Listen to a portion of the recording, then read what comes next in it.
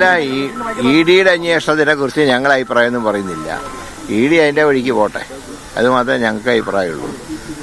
ഞങ്ങൾക്ക് ഇ ഡിയെ കുറിച്ചൊരു political stand കോൺഗ്രസിനുണ്ട്. India രാജ്യത്ത് മുഴുവൻ ഒരേ സ്റ്റാൻഡാണുള്ളത്.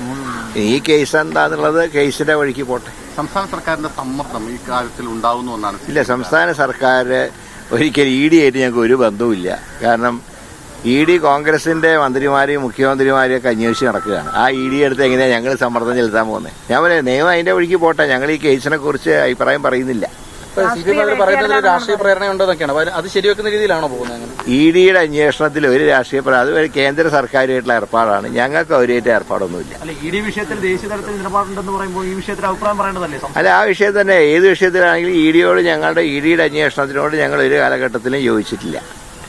അപ്പോൾ ഇതിന്റെ അന്വേഷണം വഴിക്ക് നടക്കട്ടെ, ഇവിടെ ഞങ്ങൾ ഇടപെടുന്നില്ല.